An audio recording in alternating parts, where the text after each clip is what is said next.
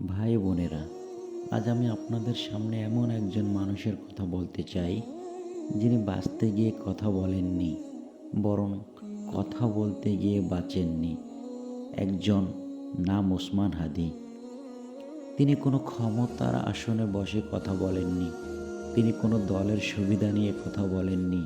তিনি কথা বলেছেন অন্যায়ের বিরুদ্ধে, তিনি কথা বলেছেন সমাজের মুখোশ খুলে দিতে। আজ তিনি নেই, কিন্তু প্রশ্ন হলো, আমরা কি তার কথা শুনছি, নাকি আমরা আজও নীরব দর্শক? ওসমান হাদি ছিলেন এমন একজন মানুষ, যিনি সমাজকে আয়নার সামনে দাঁড় করিয়েছেন। তিনি বলেছিলেন, সমস্যা সরকার নয়, সমস্যা নীরব সমাজ। তিনি বলতেন, অন্যায় দেখেও চুপ থাকা অপরাধ, জুলুম মেনে নেওয়া কাপুরুষতা, সত্য জানার পরও মুখ বন্ধ রাখা বিশ্বাসঘাতকতা।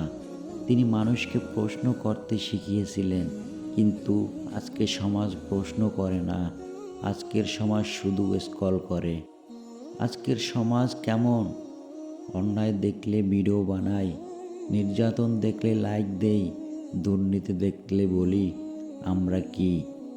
আজ সত্য বললে শত্রু বাড়ে, চুপ থাকলে নিরাপত্তা বাড়ে, বিবেক বিক্রি করলে উন্নতি হয়।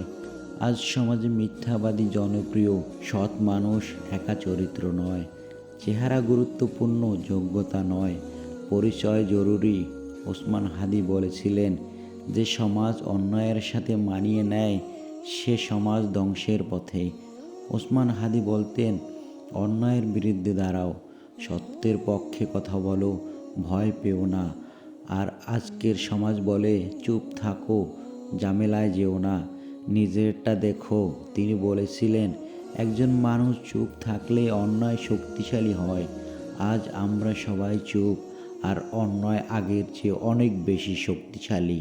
সত্য বলা মানুষ অস্বস্তিকর, আয়না দেখানো মানুষ বিপজ্জনক, প্রশ্ন করা মানুষ শত্রু। সমাজ চায় চাটুকার, সুবিধাবাদী, নীরব নাগরিক। ওসমান হাদি এসব ছিলেন না, তাই সমাজ তাকে ভালোবাসেনি, কিন্তু ইতিহাস তাকে ভুলবে না।